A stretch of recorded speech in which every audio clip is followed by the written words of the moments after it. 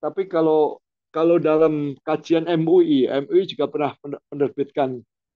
menerbitkan buku sejarah umat Islam Indonesia.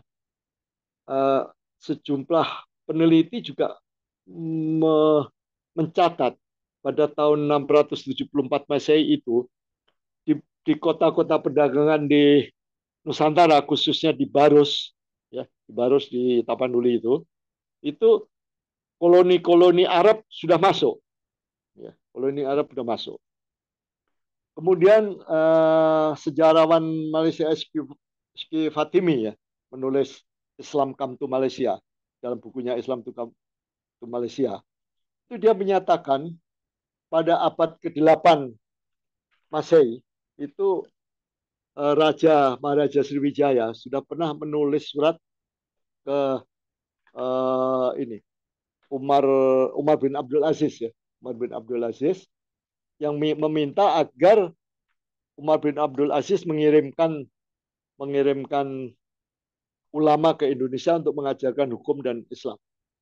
Saya kutip sedikit ya, karena suratnya ini menarik. Bunyi suratnya, wah, sombong sombong kali ini orang Indonesia, orang orang Nusantara. Bunyi suratnya ya, dari raja sekalian para raja, yang juga adalah keturunan ribuan raja, yang istrinya pun adalah cucu dari ribuan raja, yang kebun binatangnya dipenuhi ribuan gajah, yang wilayah kekuasaannya terdiri dari dua sungai yang mengairi tanaman lidah buaya, rempah wangi, pala, dan jeruk nipis, yang aroma harumnya menyebar hingga 12 mil. Kepada Raja Arab yang tidak menyembah Tuhan selain Allah, aku telah mengirimkan kepadamu bingkisan yang tak seberapa sebagai tanda persahabatan. Kuharap engkau sudi mengutus seseorang untuk menjelaskan ajaran Islam dan segala hukum-hukumnya kepadaku.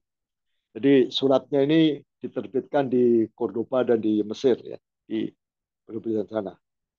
Nah, dari catatan-catatan sejarah, memang sebetulnya sejak awal Hijriah, kemungkinan keberadaan koloni-koloni Arab, bahkan India dan Cina, itu sudah ada di Nusantara karena perdagangan kita yang begitu pesat, cengkeh kita, rempah-rempah kita, itu sudah masuk ke Eropa, sudah masuk ke Arab, sudah masuk ke India, dan lain-lain.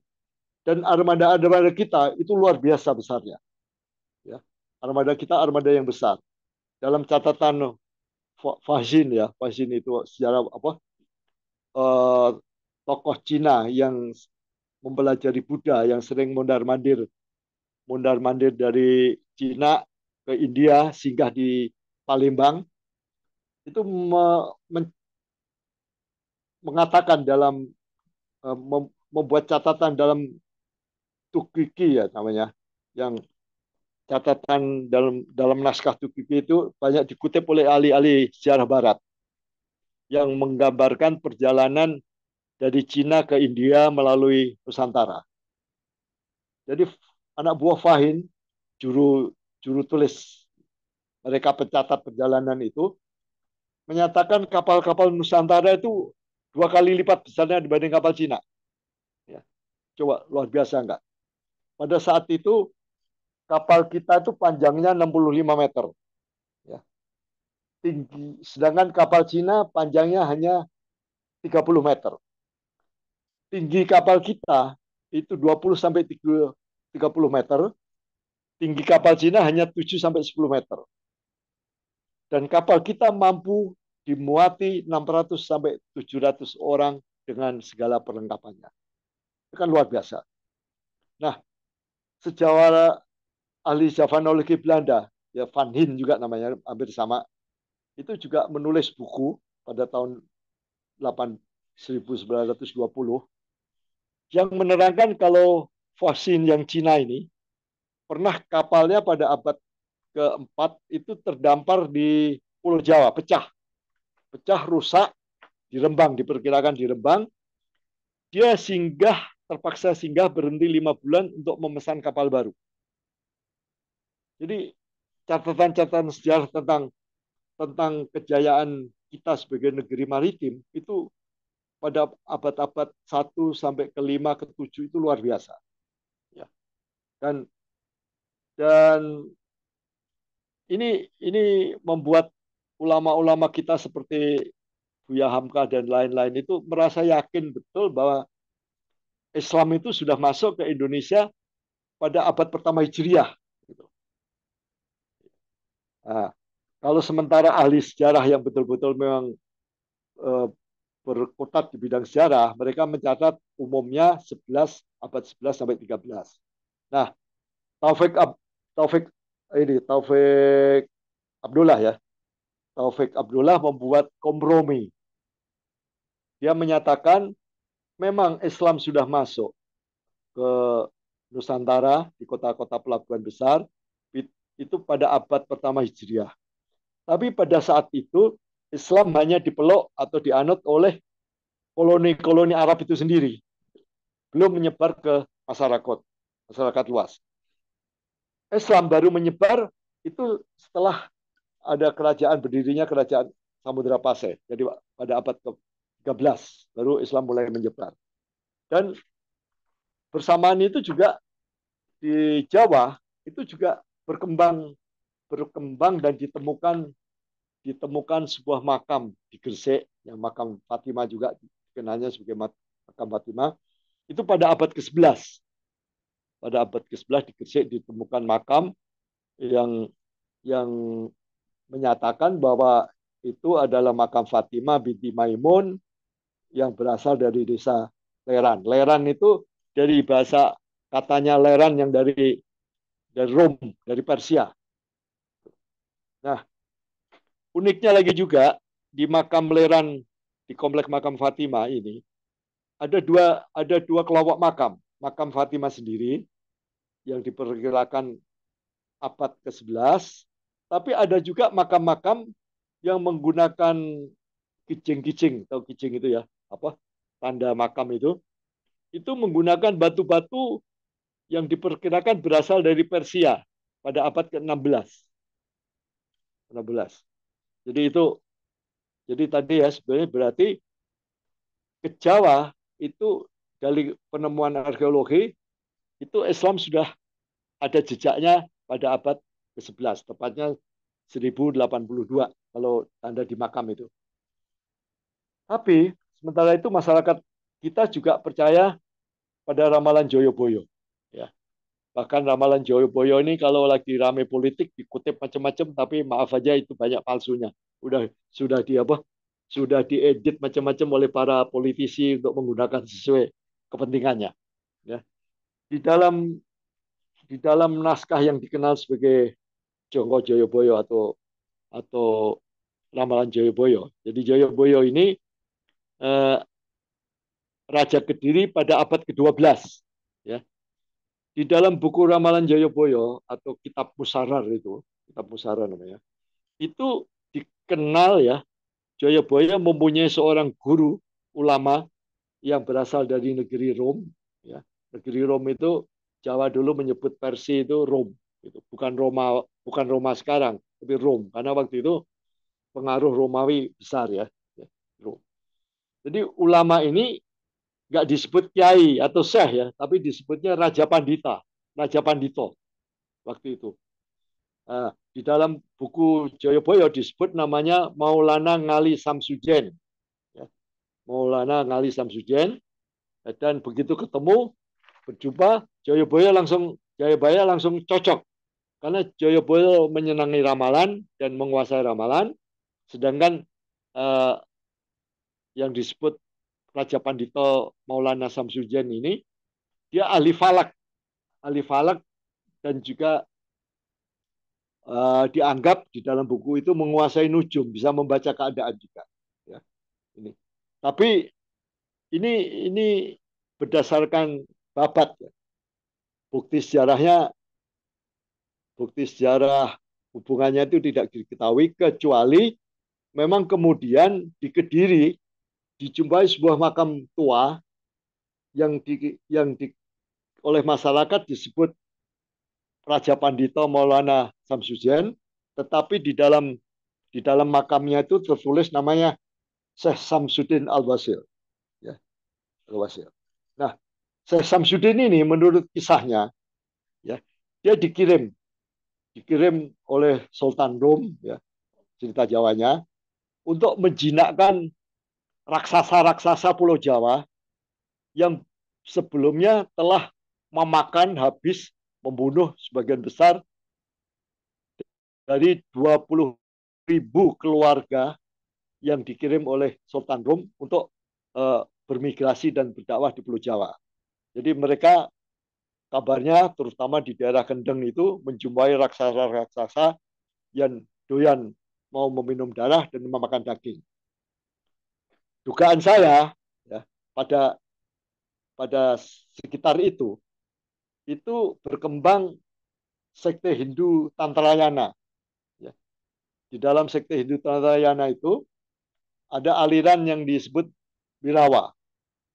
Penganut Birawa mempercayai kalau mereka ingin moksa, maka syaratnya mereka harus meminum darah dan memakan daging manusia.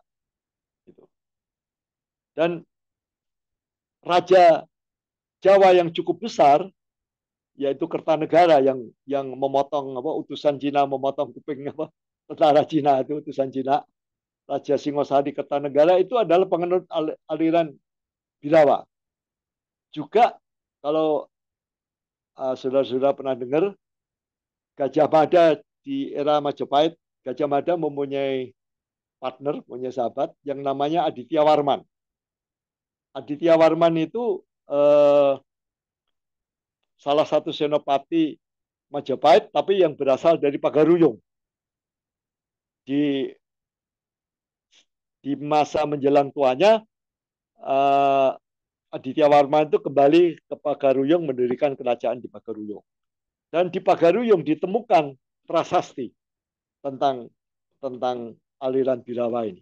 Karena Aditya Warman itu sama juga dengan Kertanegara, dia aliran sekte Birawa. Jadi dugaan saya Syekh Samsudin dan juga kemudian disusul di Jawa itu ada dikenal makam yang panjang. Makam yang panjangnya itu lebih dari 2 meter, sampai 3 meter.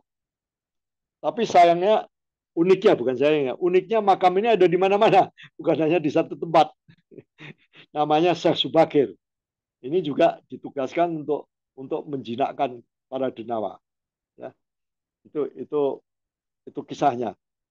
Jadi kalau ada di antara peserta Zoom kita ini yang senang sejarah, mungkin bisa mempelajari ya makam Syekh Samsudin yang di Astana Gedong Kediri. Apakah ini betul dari abad ke-12 atau bagaimana? Nah, catatan yang lain, yang uniknya lagi, yang punya catatan kuat ini justru sebenarnya bukan kita, karena banyak dokumen-dokumen sejarah kita, naskah-naskah sejarah kita yang dibawa ke Belanda. Jadi kita kehilangan. Juga banyak prasasti-prasasti yang waktu zaman Raffles itu diambil, dikirimkan ke India, ya, ke Inggris, juga ada ke Amerika. Di museum-museum Amerika itu ada sampai ada sangkakala, umbul-umbul masa Majapahit segala macam ada di sana. Nah, Fatima ini, Fatimi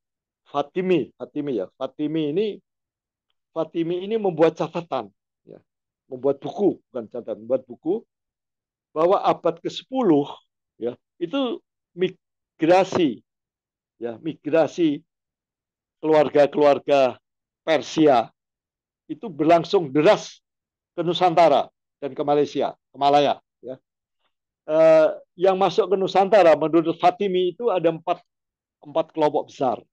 Ya. Satu keluarga Lor, ya, yang bermigrasi pada masa Raja Nasiruddin bin Badar. Itu tahun abad ke-300 abad ke-10 Masehi, tahun 912 Masehi. Mereka itulah yang masuk ke Gresik.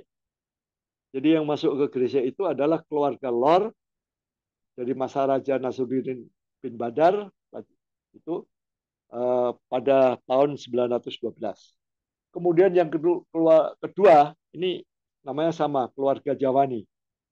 Dia bermigrasi dari Kordi, Raja Jawanial Kordi pada tahun 913 Masehi. Mereka tinggal di Pasai, ya, jadi di Sumatera Utara. Yang ketiga keluarga Syiah yang bermigrasi pada pemerintahan Ruknud Daulah. Ya, Ruknud Daulah itu tahun 969 Masehi, tinggal di daerah Riau, Siak. Nah, yang keempat keluarga Rumai dari Puak Sabankarah, itu mereka tinggal di wilayah timur Sumatera. Jadi ini catatan dari peneliti sejarah ahli sejarah Malaysia tentang bagaimana Islam sudah masuk ke Nusantara pada abad ke-10. Kemudian memang kenyataannya meskipun meskipun sejumlah bukti menunjukkan Islam itu sudah masuk pada abad ke-10, 11, sampai 13, tapi kurang berkembang pesat, statis, tidak tidak cepat gitu. Bahkan di makam raja-raja Majapahit saya pernah berziarah, ya, makam keluarga Majapahit di Trowulan itu juga dijumpai makam Islam di sana. Nah, Islam sendiri baru berkembang pesat itu pada abad ke-15 dan 16, ya, pada era Wali Songo. Jadi pada abad ke-15 itu masuklah yang dikenal Sunan Ampel. Sunan Ampel itu konon, ya, menurut cerita tuturnya, cerita babat, cerita tutur, karena saya belum menemukan cerita dokumen sejarahnya, dia adalah putranya eh, Syekh Maulana al al Samarkandi. Jadi ada ulama yang datang dari Samarkand ke daerah Gresik, kemudian meneruskan perjalanan ke Campa.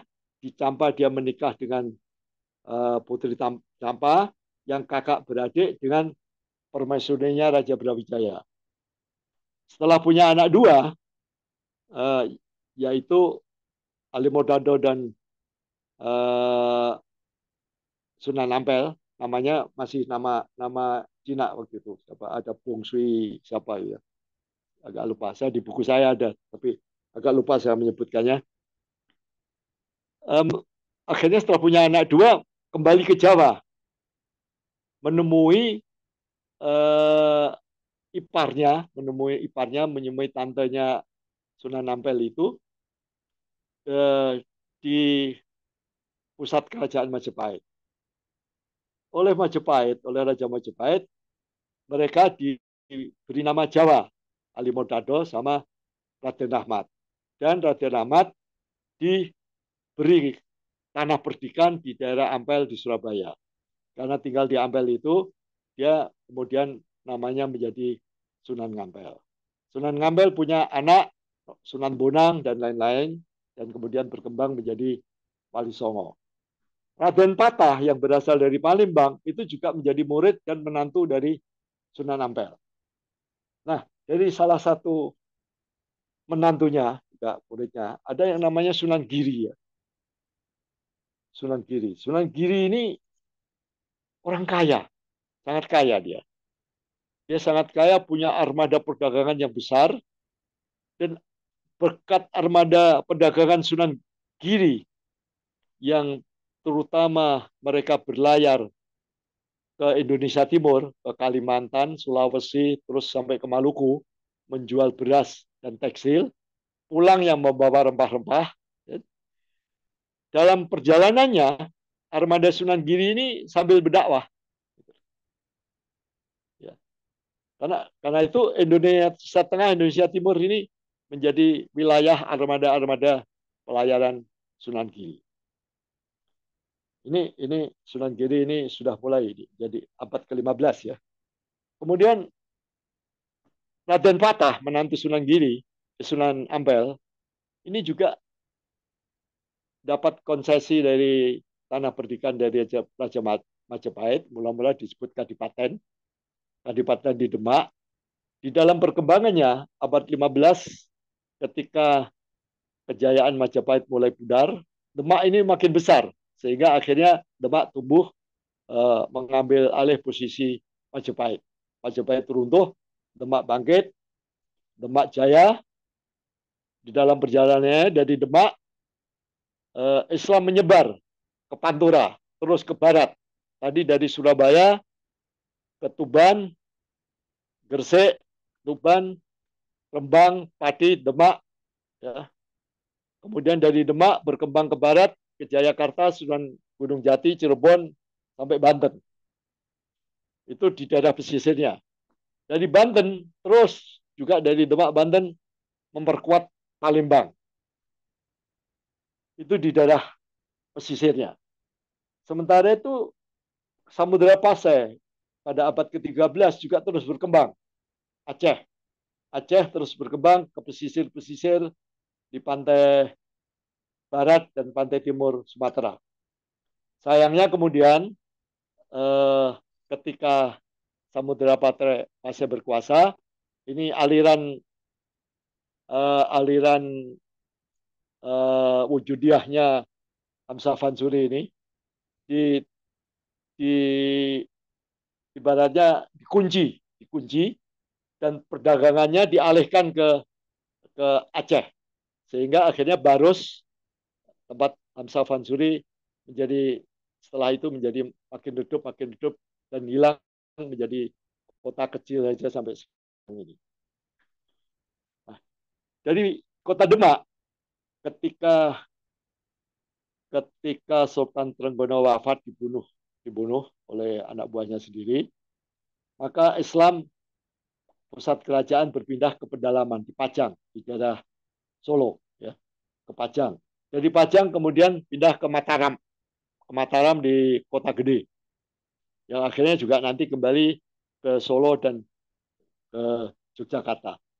Pergeseran dari pesisir ke pedalaman ini membawa perubahan besar juga karena Islam bukan hanya dicirikan oleh peradaban pesisir, tapi dan menguasai daerah pesisir terutama Pantura Jawa, tapi juga mulai masuk ke daerah agraris di pedalaman Pulau Jawa, di Solo, Surakarta, Yogyakarta, kemudian ke daerah Banyumas, Kedu, dan lain-lain, menyebar ke sana. Jadi peralihan di sana. Kemudian yang menarik lagi, ini penting kita pahami, ketika Islam masuk ke Jawa, ya, terutama pada abad 10, 11, 12, 13 sampai 15 itu, Jawa ini bukan daerah inkognita, ya. Bahkan Nusantara juga, karena di Jambi sudah bisa ditemukan candi-candi, gitu. Terutama kalau di Jawa itu saudara-saudara tentu sudah pernah berkunjung ke Borobudur, ke Prambanan, ke Candi Dieng. Itu kan candi-candi yang dibangun pada abad ke-8, 9 Masehi. Itu candi yang luar biasa sampai sekarang dunia mengakui kehebatan candi itu. Demikian juga berbagai buku. Ada buku 1000 tahun Nusantara yang diterbitkan Kompas Gramedia. Itu menggambarkan eh, abad ke-9 sampai 14 itu di berbagai daerah, khususnya diambil contoh di pinggir Sungai Berantas, itu sudah diketemukan 5 sistem irigasi yang luar biasa. Bahkan saya sendiri pernah menjumpai pada tahun 1974. Saya itu jalan ke desa-desa, ya saya dapat tugas untuk meneliti pengaruh, oh bukan, itu akhir 73. Saya dapat tugas untuk melihat dampak Repelita 1 di desa-desa. Saya itu nggak sengaja sampai di satu desa di apa namanya Tempur atau Trawas gitu ya. Tempur itu di daerah Boyolali. Masyarakat waktu itu saya saksikan sendiri sedang heboh. karena dia menemukan 3 meter di bawah permukaan tanah, mereka menemukan pipa besar dari tanah liat. Kalau daerahnya itu sehari-hari kering air, justru pipa 3-4 meter di bawah permukaan tanah itu berisi air jernih, air bagus. Air inilah yang kemudian dinaikkan ke atas oleh penduduk, dipakai untuk irigasi. Jadi kalau menurut saya, ini dugaan saya ini adalah saluran irigasi pada era dinasti Mataram yang kemudian pindah ke Jawa Timur pada masa era Dharma Wangsa. Saya waktu itu saya waktu itu uh, mau menulis di Suara Kaya dan saya laporkan ke Pedanka, tapi nggak tahu laporannya bagaimana. Bahkan saya juga pernah melaporkan apa yang saya saksikan tahun 60-an tiga ketika saya masih siswa. Saya camping di suatu pinggir di tengah hutan di daerah Jepara, Tayu sana. Saya menemukan candi besar. Ya. Dan pada tahun 80-an, ketika saya kembali nostalgia mau melihat daerah itu, candinya udah digempur penduduk. Batu-batunya dipakai untuk batu-batunya dipakai untuk tembok rumah. Padahal candi itu, candi batu gede utuh itu menggambarkan naga yang melingkar. Luar biasa di tengah hutan. Jadi saudara sekalian, jadi inilah ketika Islam masuk ke Nusantara, masyarakat kita itu umumnya itu sudah punya peradaban yang cukup tinggi, ya, yang cukup tinggi. Dokumen-dokumen ahli sejarah, buku-buku sejarah yang ditulis orang Barat itu juga mencatat itu semua. Ya. Nah, pada era Mojopahit, ya, era Mojopahit itu kan kepercayaan masyarakat itu siwa siwa Buddha ya, siwa Buddha, Hindu Buddha. Hindu sudah melebur, sudah bercampur dengan Buddha. Ini unik, unik memang. Di daerah-daerah di Jawa itu banyak candi siwa Buddha. Kalau di India sana kan di luar di daerah Cina di mana segala macam di Jepang itu kan candi ya Buddha gitu. Di India juga yang Buddha-Buddha yang Hindu-Hindu. Kalau kita Siwa Buddha itu eh, apa ya? Pertemuan ya, peleburan antara pemeluk Hindu dan dan Buddha. Tapi di samping Siwa Buddha, masyarakat kita juga ada yang menganut yang disebut sebagai kapitayan, kepercayaan. Mereka juga percaya pada umumnya, baik yang Siwa Buddha maupun yang kepercayaan, umumnya senang pada hal-hal gaib, pada mistis-mistis dan lain-lain. Ya. Karena itu yang menarik adalah bagaimana pada abad 15-16 ketika Islam langsung tumbuh pesat melejit ya. Padahal 4 abad sebelumnya dari abad 10 sampai 14 itu masuk tapi tidak ada pergerakan yang signifikan. Baru bergerak signifikan ketika era Wali Songo ya, abad 15 yaitu yang diprakarsai oleh Sunan Bonang. Sunan Bonang ini kalau menurut saya ini saya kira metode dakwah para wali songo khususnya Sunan Bonang itu menarik kalau kita pelajari sebagai metode dakwah ya, tidak harus persis karena masyarakat dunia berkembang, ilmu pengetahuannya berkembang, tetapi dasar dasar metode dakwahnya ini yang luar biasa ya.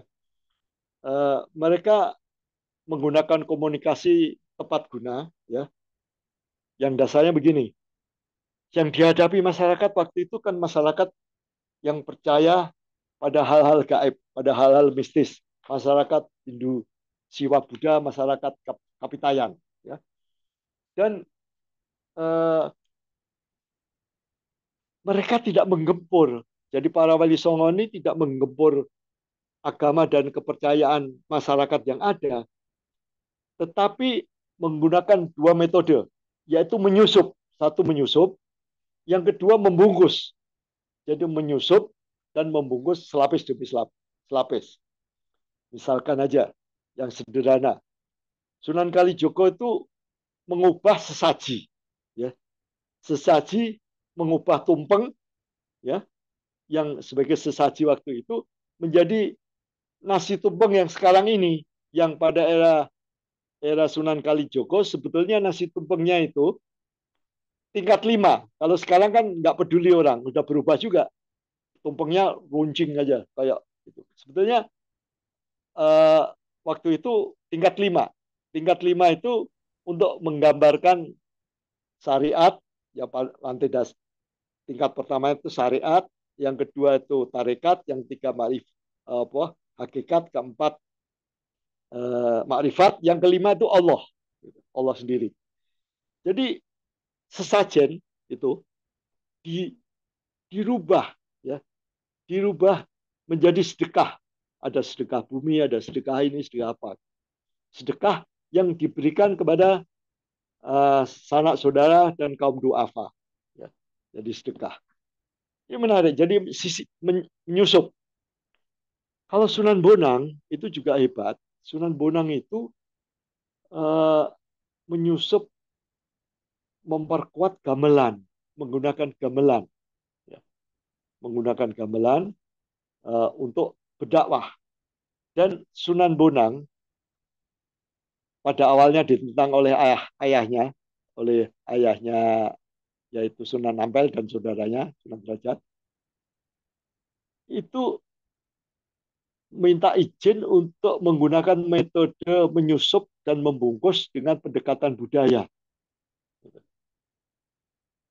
Nah, dari metode penyusupan inilah kemudian muncul istilah yang sekarang kita kenal Islam Abangan, Islam Putihan. Sunan Bonang didukung oleh muridnya yang umurnya hampir sama, yaitu Sunan Kalijogo, meyakinkan kepada Sunan Ampel, nggak apa-apa, abangan-abangan nggak apa-apa, nanti biarlah zaman yang menyempurnakan.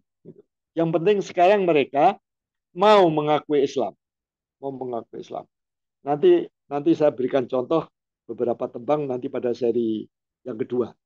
Dan metode metode Sunan Bonang ini dengan dakwah seperti itu, menyusup halus, ya, itu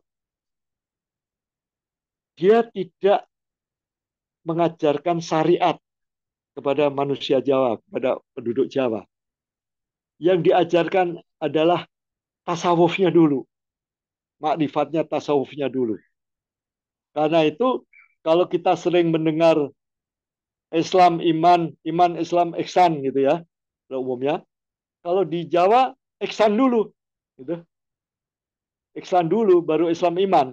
Gitu. Karena apa ya, batin, batinnya dulu yang digarap, ya, kepercayaannya dulu, keyakinannya yang digarap. Nah ini memang memang ya unik ya.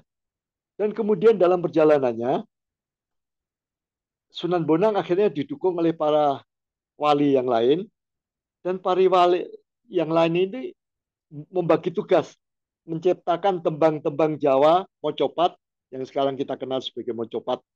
Ada mijil, ya, ada dandang gulo, megatruh, eh, sampai sinom dan lain-lain. Nah, ini berdasarkan tembang-tembang mocopat itulah kemudian Islam bisa tumbuh dengan pesat. Tumbuh pertumbuhannya pesat ini alhamdulillah, ya, memang tidak banyak, belum banyak pakar-pakar sejarah dan agama kita yang mendalami sejarah Sunan Bonang dan Sunan Kalijogo. Tapi ada dua pakar kita, Dr. Simoh, ya. Saya kira saudara-saudara pernah dengar Dr. Simoh yang membuat buku Sufisme Jawa. Dia mengakui begini tentang Sunan Bonang ini. Ada di halaman 12 naskah saya itu.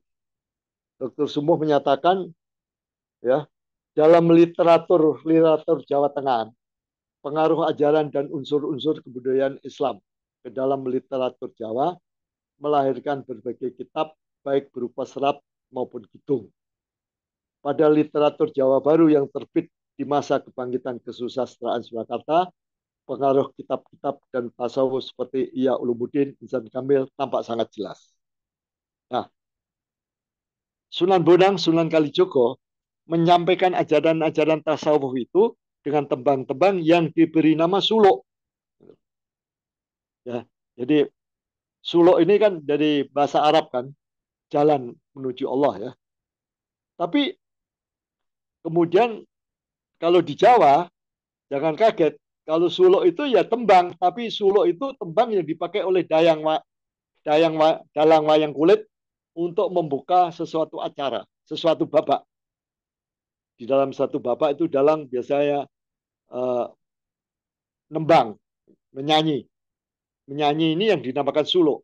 Padahal suluk tadi oleh Sunan Bonang dimasukkan berupa ajaran tembang-tembang yang berupa ajaran tentang tentang tarekat, hakikat, dan makrifat.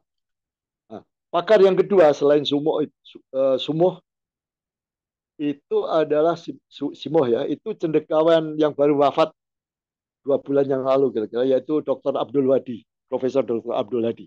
Dr. Abdul Hadi ini sahabat saya, dia Muslim keturunan Cina, Madura, terang aja, ya, dia Cina sebenarnya dia. Ya. Dia menulis buku Sunan Bonang, Perintis dan Pendekar Sastra Suluk tahun 93. Pendapatnya apa? Pendapatnya begini. Ya. Jadi dia mengatakan Sunan Bonang itu ya, dia menyatakan Sunan Bonang meyakini agama apapun termasuk Islam bisa tersebar cepat dan mudah diserap oleh masyarakat apabila unsur-unsur penting budaya masyarakat setempat bisa diserap serta diintegrasikan ke dalam sistem nilai dan pandangan hidup beragama yang bersangkutan.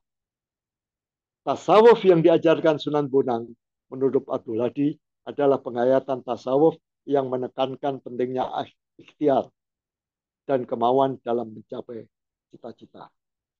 Demikianlah saudara-saudara, Sunan Bonang bersama Wali Songo sukses mengislamkan masyarakat Jawa secara halus, bukan dengan jalan pedang dan menumpahkan darah, melainkan dengan sentuhan lembut, menyusup dalam, menghuni relung hati masyarakat, serta masuk ke dalam. Beliau-beliau turut mengembangkan kebudayaan Jawa sehingga menjadi seperti yang kita kenal sekarang. Kebudayaan dan kepercayaan masyarakat disusupi, sekaligus dibungkus selapis demi selapis, bagaikan kulit bawang, dibungkus, dilapisi dengan nilai-nilai Islami. Itu semua tentu tidak terjadi secara instan, tapi menuntut kerja keras, ketekunan, kerendahan hati, pengorbanan, dan dakwah.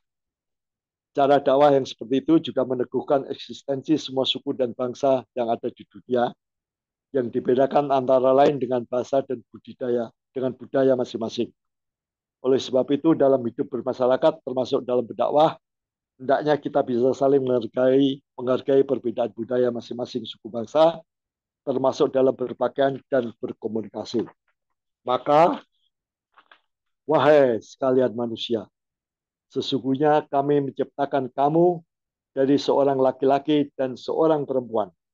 Dan kami jadikan kamu berbangsa-bangsa dan bersuku-suku supaya kamu saling mengenal. Sesungguhnya semulia-mulia kamu di sisi Allah ialah yang lebih takwa di antara kamu.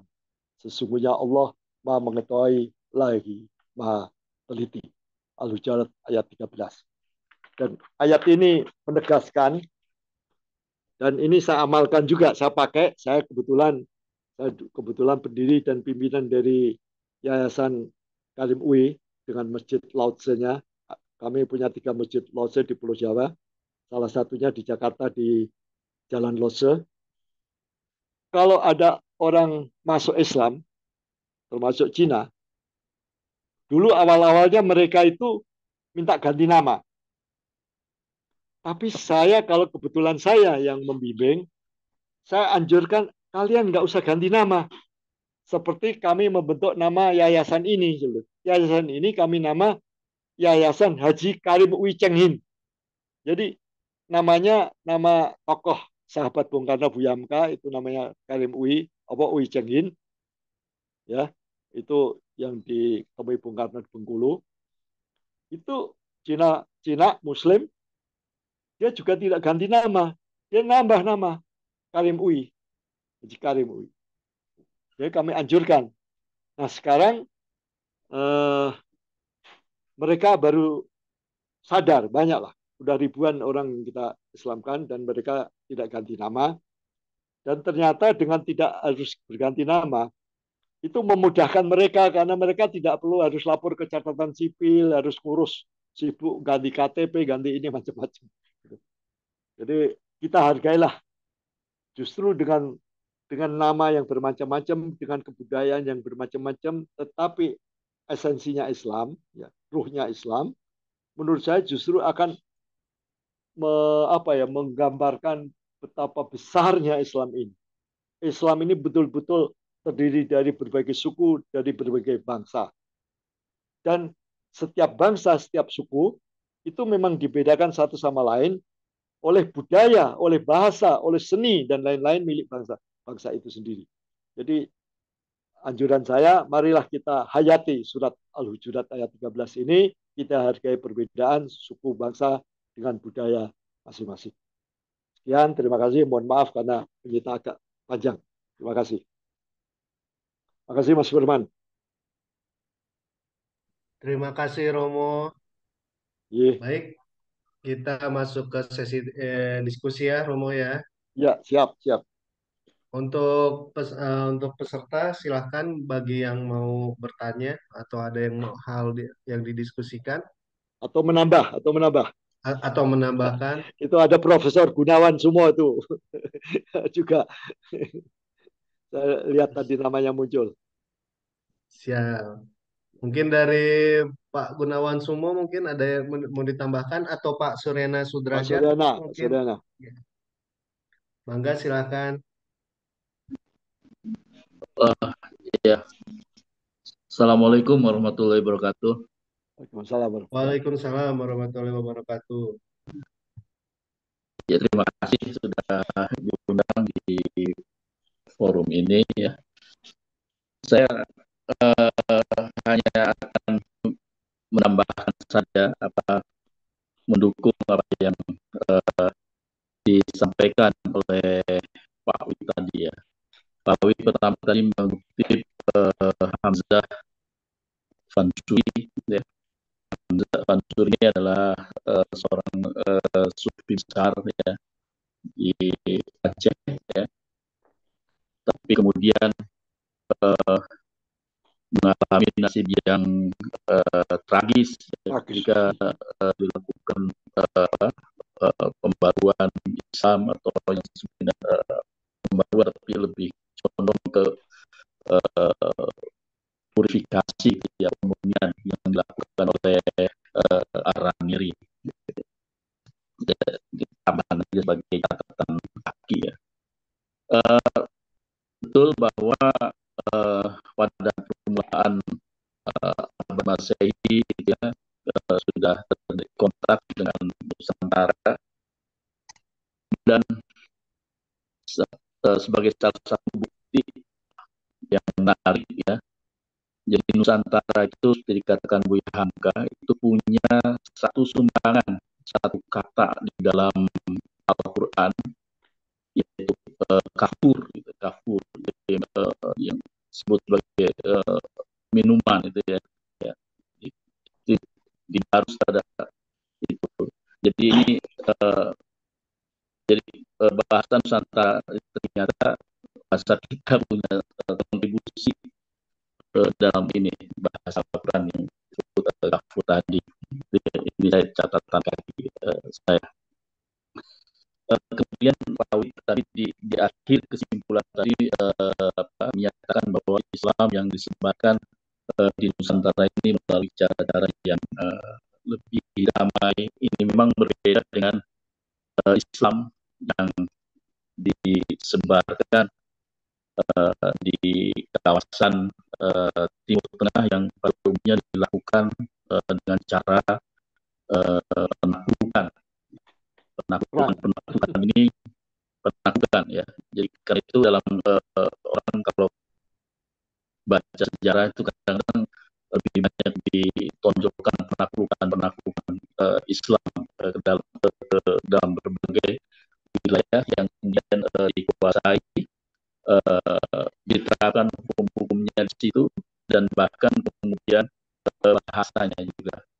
Jadi bahasa Arab itu yang semula hanya terbatas, kemudian menyebar luas sampai Maroko, Afrika Utara, Mesir berbahasa Arab. Itu menunjukkan proses Arabisasi yang sangat luar biasa. Ini berbeda dengan Islam yang menyebar di Asia Tenggara yang sangat sedikit sekali mengalami Arabisasi. Arabisasinya itu jelas gitu ya, hanya sedikit, dan bahkan tadi sudah disampaikan oleh Pak Uli, bahasa-bahasa yang sebetulnya bahasa Islam itu banyak diutarakan dalam istilah-istilah Jawa. Jadi Arabisasinya itu sangat sedikit sekali. Dan betul bahwa Islam mula-mula yang menyebarkan itu adalah lebih pada paham sufistik ya, sufisme, lebih menekankan pada dimensi batin esoterik ketimbang syariah. Ini juga nanti akan dilakukan pembaruan oleh Al-Makassari dan ulama-ulama lainnya biar Islam di Nusantara ini lebih agak dekat dengan ajarannya begitu ya. Nah, ada teori yang mengatakan bahwa pembungkusan yang dilakukan oleh para wali ini, jadi tampak luarnya Islam itu, ada sarjana pada umumnya ahli etnografi yang mengatakan ya luarnya aja Islam gitu, tapi dalamnya tadi Hindu gitu ya. Jadi itu menggambarkan masyarakat bawah, jadi hanya bungkusnya saja gitu. Tapi ini teori ini sudah banyak dibantah oleh beberapa sarjana juga yang mengatakan ya enggak, itu dalamnya justru Islam, hanya cara pengungkapannya saja dalam bahasa Jawa gitu ya. Manunggali kaulah Gusti Datu dan kayak itulah, jadi banyak sekali bahasa-bahasa ini. Nah, yang menarik menurut saya ini karena kecenderungan yang kurang Pak Suryana, alami maaf Pak gitu ada. Suryana, suaranya tersendat-sendat Pak Suryana. Oh, masih tersendat nggak? Sedikit lebih jelas. Gangguan Coba. ya? Ya, ya. Coba saya akan ini. Nah, jadi fenomena itu Islam di Jawa itu memang proses Arabisasi itu sangat sangat sedikit sekali gitu. Sangat sedikit gitu.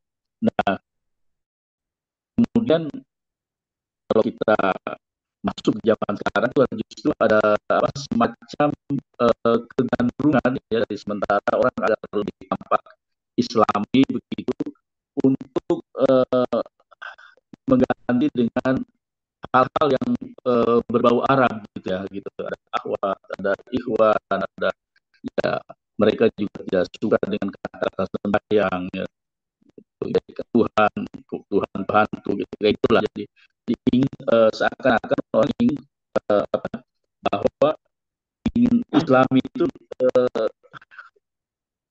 mengalami ini ya, dapat dikuatkan Arabnya. Jadi ada fenomena semacam itu. Nah, pada tahun 80-an Gus Dur, ini catatan kaki buat Pak ya, ada mengemukakan istilah yang waktu itu disebut dengan pribumisasi Islam ya, pribumisasi Islam. Jadi salah satu contohnya dalam bentuk bangunan itu nggak mesti ubah, tapi ya kayak bangunan-bangunan masjid Jawa itulah itu contoh dari pribumisasi Islam. Kemudian pada waktu itu Gus Dur agak terlalu bersemangat sehingga sreo gitu, seolah-olah dia ingin mengganti aspek dengan selamat pagi yang sempat heboh gitu. Tapi sudah diklarifikasi, tapi pada intinya memang jadi kalau Islam memang ingin dekat dengan masyarakat, dengan bagian setempat, ini harus tadi harus mengadopsi budaya-budaya itu gitu ya. Jadi saya kira itu penting menurut saya ya. Nah, saya nggak tahu berapa kecenderungan ke depan itu akan soal Arabisasi akan menguat, tapi ide tentang ini pribumi itu menarik.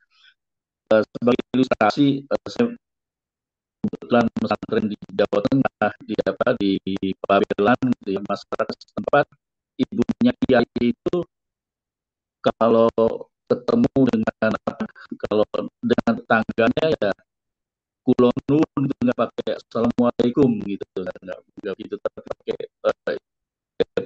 isti menggunakan hal-hal seperti itu. Nah, tentu saja ini uh, ada misalnya sangat mengejutkan ya, kalau kita lihat sinetron sekarang ini kan zaman dulu itu digambarkan kalau orang ketemu itu assalamualaikum, menurut saya nggak mungkin seperti itu. Jadi ini agak contoh ini penggambaran yang ini.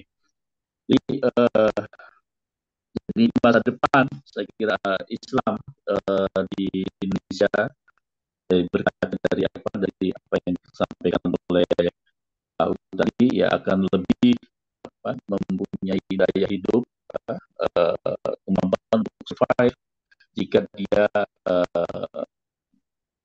beradaptasi dengan budaya-budaya lokal dan bukan justru anti terhadap budaya-budaya lokal yang katakanlah sudah diislamkan oleh para wali itu. Sekarang juga kecenderungan yang tidak kalah menguatnya itu orang ingin memurnikan dan mengatakan bahwa itu tidak dan lain sebagainya. Saya kira hanya ini saja catatan dari saya. Terima kasih Mas Firman. Assalamualaikum warahmatullahi wabarakatuh. Waalaikumsalam. Waalaikumsalam Pak Suryana.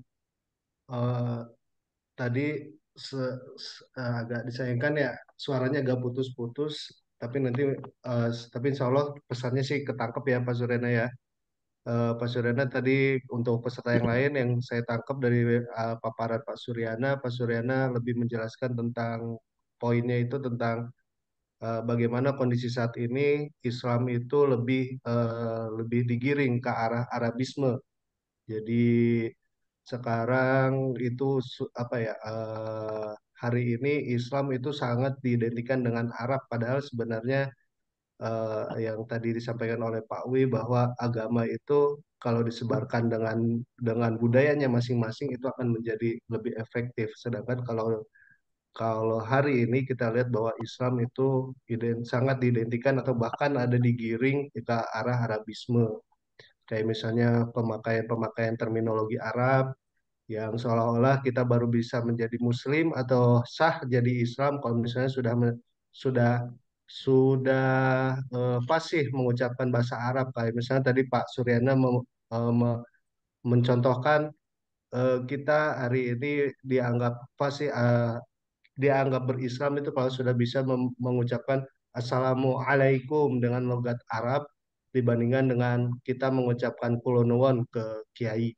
Mungkin itu sedikit gambaran buat teman-teman yang tadi kurang jelas. Mungkin nanti kita bisa ada sesi khusus nih kayaknya sama Pak Suryana ya, Pak Ya, Suryana ya. bagus, bagus. Pak Suryana nih alumni Pabelan dan UI sekaligus. Wah, mantap.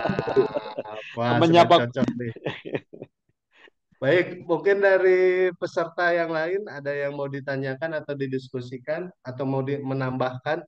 Ini kayaknya ada yang sudah open mic. Ini Pak Yuyu Wahyu. Mungkin Pak Iya, Yuyu Wahyu, silakan ya. Pak. Perkenalkan saya Yuyu Wahyu dari BRIN, Mbak. Wah, Saya dari Wah, terima pusat, kasih banyak Pak Yuyu sudah ya, bergabung masih. Pak tapi Yuyu. saya dari dari pusat riset telekomunikasi, bukan orang sejarah. Ada beberapa pertanyaan, nggak tahu ya, saya juga ini dengar-dengar gitu ya. Eh, apakah betul ya Nabi Ibrahim itu punya istri orang Jawa ya?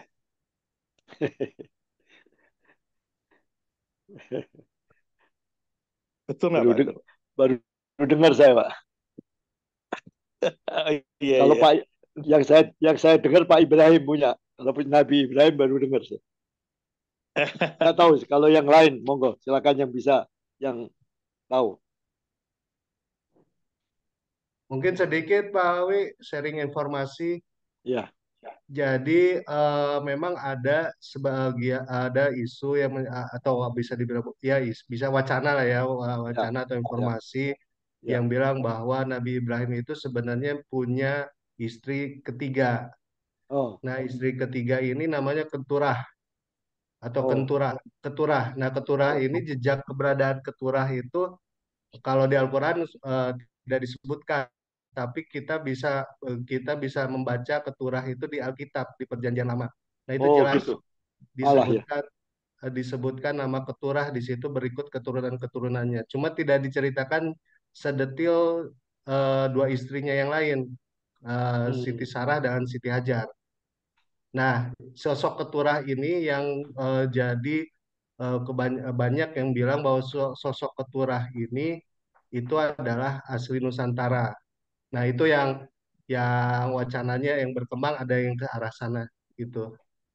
Itu Pak Wi. Ya, itu mungkin juga ya, karena kan sekarang juga berkembang pendapat. Ada ahli Inggris, ada ahli dari siapa itu Amerika Latin yang menyatakan benua Atlantis yang hilang itu sebetulnya adalah Nusantara. Ada bukunya udah terkenal, saya punya bukunya itu, tebel gitu bukunya yang Aryo mengatakan Santos ya. Ari Santos ya, sama yang siapa yang Inggris itu juga mengatakan Nusantara. Memang kalau kita lihat juga kita juga aneh, Gunung Muria di sana di tanah Israel sana kan juga ada Muria. Muria di sini ada Muria gitu. Kalau Kudus mungkin bisa belakangan karena Kudus kan abadnya abad apa? Adanya abad ke 15-16 ya, Kudus yang di Jawa Tengah itu ada. Tapi Gunung Muria kan lebih tua. Nama nama Muria udah ada dari dulu. Kalau dari cerita-cerita yang beredar yang memang juga sejarahnya belum tentu, benua yang hilang itu kan juga antara lain di daerah Bung Adinda Firman bertugas di Garut itu juga ada celah katanya. Ya, itu katanya apa? Dari benua yang hilang itu Yahudi keberapa gitu. Garis Yahudi keberapa itu dari sana asalnya. Orang Yahudi satu kelompok satu satu apa suku Yahudi itu berasal dari Garut sama dari Gunung Muria gitu. Ya, walau mungkin ya, mungkin. Saya sudah ada buku yang menjelaskan itu, seperti juga buku yang orang yang menulis bahwa sebetulnya Nabi Sulaiman itu sebetulnya ada di Sleman, Jawa Tengah, gitu kan. Dan apa itu siapa namanya istrinya yang sakti itu ya dari daerah-daerah Ratu daerah-daerah Saba Latu Beauty. Sabah ya sana ya. sana. Ya gotak gatiknya cocok gitu, tapi walau alam. Tapi ini kan lagi jadi perdebatan apakah benar Nusantara ini dari sejak dulu ya. Ya ahli-ahli sejarah yang harus meneliti. Kalau godak-gatik gadoknya cocok aja. Mungkin dari brain justru mungkin Pak Wahyu yang bisa mempelopori membuat penelitian yang mendalam termasuk termasuk Gunung Padang itu kan hilang begitu aja pro kontra terus hilang nggak jelas. Dicabut Pak, papernya dicabut. Oh dicabut Wah, ya udah. Iya. Itu teorinya salah katanya. Ini nggak ada apa istilahnya? Tidak ada apa sih? Itu ada ini kan kayak piramid gitu Temuan kan. ya Itu kan sama Pak itu Dani ya. ya. Udah dicabut Pak, itu udah dicabut papernya. Oh udah dicabut ya. Tapi kok Jadi salah gitu. Salah tulisan secara di teori salah ya. oh udah salah ya. Saya tapi masih Ya masuk Pak, nanti Netflix Pak sama Yuyu. orang harus sama orang sejarah nanti. ya. Oh, Kalau saya mungkin aja kalau kalau Bu Firman tadi sudah mengatakan ada di perjanjian lama, saya belum baca. Mungkin ya Ya keturah. itu ada Pak Wi di Perjanjian Lama dan Ya, sosok Keturah ini Pak yang ya, banyak dirujuk sebagai orang Nusantara itu. ya, ya, ya, ya, ya, ya mungkin ya. Mungkin. sebenarnya ada teman kita di Jogja itu Pak Wisnu namanya. Itu yang buat buku Pak. Bukunya Ya, tebal sekali tentang ini, iya Pak. tentang keturah ini. Oh ada, Wah, iya. Ada nanti bisa di ini Pak diundang Pak, nanti saya kasih. Ya, Pak ya. Yuyu boleh minta Harusnya diundang informasinya ini ya Pak Pak Yuyu Wisnu ya. ini. Wah, bagus deh. Ada buku yang Siap, siap. ada buku yang tentang Ratu Saba Nabi Sulaiman itu Tapi saya baca belum ada indikasi sejarahnya gitu loh. Hanya masih kodak-kade aja. Iya. Bagus juga kalau ini kita. Nanti kapan-kapan bisa diundang, Pak. Iya. Saya Ya pernah Pak juga Bung Yuyu. Firman itu. Bung Firman ada juga teman dari Garut yang menulis tentang Yahudi Garut itu. Dulu, atau apa dulu pernah saya dengar. Bapak Ahmad Samanto bukan Pak? Mungkin saya Bukan. lupa. Oh, apa tadi Atlantic Island ya? Pak Samanto Ya, itu yang nulis. Pak Samanto ya, ya, ya, ya. Sudah almarhum Pak Romo. Oh, udah Iya. almarhum ya. Ya, Iya. ya. Mangga Pak Ya. yang lain, Pak. Oh, yang lain. Silakan. Romo, ini kebetulan ada yang nanya di kolom chat, Romo. Iya, gimana? Belum baca Salam apa? dari Pak Cakra Mahkota. Nah, Ya, jadi beliau menanyakan, salam mau nanya mengenai konflik Ba'alawi. Kapankah realnya klan Ba'alawi datang ke Nusantara? Apakah termasuk penyebar Islam di Nusantara juga? Terima kasih. waduh, saya nggak mendalami ini ya. Saya cuma cuma dengar-dengar sepintas saja. Atau mungkin Mas Suryana Sudrajat bisa jawab, bantu. Enggak juga Pak Wi, tapi memang Ya, ya agak-agak Pak Suryana, sensitif maaf soal suaranya itu ya. putus-putus Pak Suryana. suaranya mungkin lebih dekat Mas Ana. Suaranya putus-putus. Saya juga hanya seperti Pak Wi, pengetahuan saya sangat terbatas soal itu ya, jadi memang jadi kontroversial gitu ya, gitu. Ini soal Ba'alawi ini. Ya, kebetulan ada orang Banten yang menulis tentang itu gitu. Jadi itu memang ada semacam ada missing link gitu ya, Pak. Ada terputusan gitu ya, gitu. Cuma fenomena ini kan jadi ramai karena punya kaitan selain biologis tapi juga Ya, sangat berbau ekonomis, ya. Gitu. ya. Nah, jadi Ya, gitu aja kalau saya. yang saya juga kenalnya itu ya di Jakarta juga nama-nama itu Balawi ini baru tahu di masa kecil muda saya nggak nggak bersentuhan saya juga buku mendalam juga saya belum pernah baca. Barangkali yang lain saya mohon maaf saya pengetahuan saya terbatas, bukan hanya terbatas, sangat Kalau kurang. saya ngikutin banget Pak, kalau saya. Oh gitu ya, monggo kalau ini Nah, Pak monggo Pak Yuyu. Kiai Haji Imaduddin kan? Ya, ya betul Pak Yuyu. Ya, itu ya ada tesisnya Pak, tesisnya tentang ya monggo ya. ya bahwa yang namanya Ubaidillah itu sebenarnya nggak ada gitu ya. Oh Nah, oh sementara itu tuh jadi rujukan turunannya Rabithah Alawiyah itu Pak. ya Itu klaim tesisnya itu aja ya sebetulnya. ya. Jadi pada zamannya itu nggak ada yang meriwayatkan tentang dia. Terus Ya, yang kedua, nah BRIN juga ikut. ya. BRIN itu ikut di baik di sejarahnya maupun di tes DNA. Ada yang tes DNA. Ya. Oh, wah tuh, Di Najwa Shihab kan udah dites tuh, ya. ya, ya. Ternyata dia itu dominan ke India lah pokoknya ya. Oh gitu ya. Arabnya tuh hanya 4,8% gitu. Oh, Nah, ada yang siapa siapa Ahmad siapa Syihab, siapa yang lebih kuat Indianya, Ibu Kures atau Pak Kures? itu Syihabnya itu. Pak Kures dari Sulawesi, Ibu Kures dari Solo.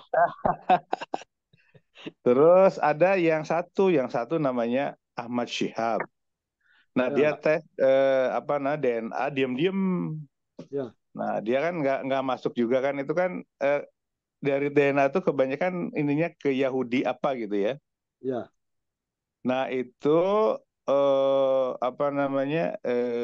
dia diam-diam ternyata ke-upload itunya hasilnya.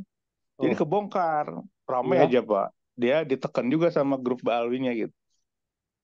Apa ternyata yang kuat Ya, mana ternyata dia DNA-nya? termasuk bukan turunan Rasulullah. Jadi Oh, kan mereka udah punya ini Pak. DNA tuh udah punya apa namanya frame itu ya, udah punya. frame ya, ya, ya, ya, ya. Inilah pokoknya yang Ya. keturunan Rasulullah tuh ketahuan gitu. Hmm. Itu udah ada 6 atau 7 ya. Ya, ya, ya. Ternyata semua terputus, nggak ada. Oh, Itu di tes DNA. Ya. ya, Jadi ada pakar DNA-nya juga Pak. Jadi ada grup DNA-nya, ada grup ya, yang dari silsilahnya. ya, ya, ya, ya, ya, ya, ya. Rame Pak di Facebook, wah rame banget lah di YouTube. Saling nyerang, saling nyerang. Tapi mereka larinya ke Wali Songo itu Pak, yang grupnya Kiai Imaduddin Al-Bantani itu ya. Al-Bandani itu ke Wali Songo. Ya, jadi ada grup Wali Songo sekarang. Oh, ke Grup, Wali jadi mereka ke Songo. Wali Songo, kalau Wali Songo itu udah jelas dia larinya ke Rasulullah menurut mereka. Saya belum tahu juga.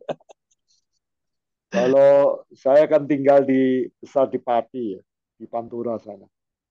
Kalau di cerita tuturnya itu ya yang dari Timur Tengah itu Wali Songo itu ya Sunan Ampel, Sunan Bonang itu karena Al Samarkandi itu dari Samarkand. Tapi Samarkand kemudian menikah dengan Putri Campa. Gitu.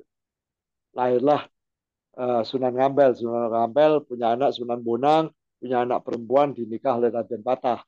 Tapi Raden Patah itu juga putra Brawijaya sama selir dari Campa juga. Tapi ke atasnya kan ke Imam Ali ya sebenarnya ya. Ya nggak tahu sih. Kalau yang wali-wali itu Pak, ke ini ke Hasan. Hasan. Oh, ke Hasan. Yang Ali juga Hasan. tapi Hasan. Ya, Jadi yang ya, kayaknya kayak yang Sunan Ya. Gunung Jati itu kan putra Raja Mesir katanya gitu, Sarif apa gitu.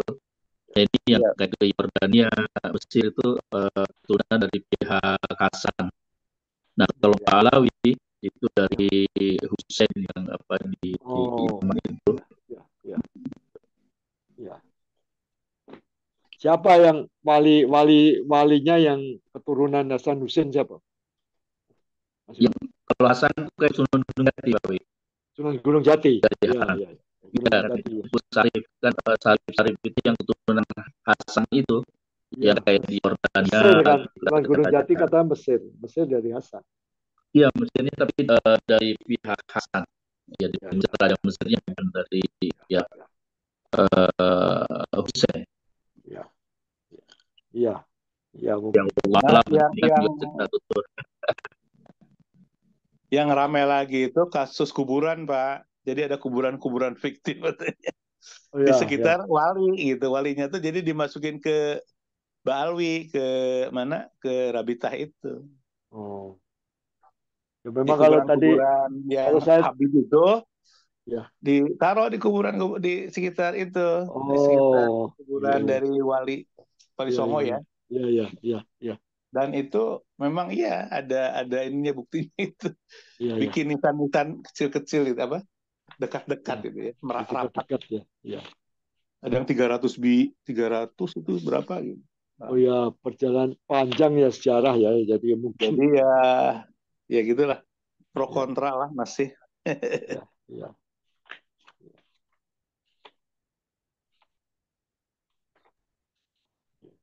Baik, dari yang lain mungkin ada yang mau ditanyakan lagi. Hmm. Itu tadi kalau saya cerita yang dari Samarkand itu nama lengkapnya Syekh Maulana Ibrahim Asmarakandi. Samar. Syekh Maulana Ibrahim. Asmarakandi kan sebutan orang Jawa karena dari Samarkand. Ibrahim juga namanya.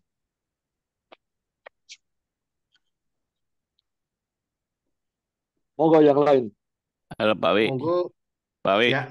Ya, itu si Maulana Malik Ibrahim itu juga diklaim bukan dari Samarkand saja, tapi juga ya. dari Azerbaijan. Oh, Azerbaijan. Jadi Dekat lah. eh, Ya. duta besarnya itu Hmm. apa namanya kuasa usahanya pernah ketemu saya itu sama Pak Dr. Adi Ate itu. Ya. Dia nanya, kok cerita di Samarkand, padahal itu Sunan Malik Oh, Ibrahim itu sangat terkenal di Azerbaijan itu.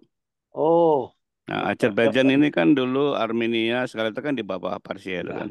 ya, ya, betul. Jadi memang kemungkinan juga memang daerah sekitar sana. Ya, Yang kedua juga ada yang mengatakan itu dari daerah ini ya, Syria ya, Palestina ya.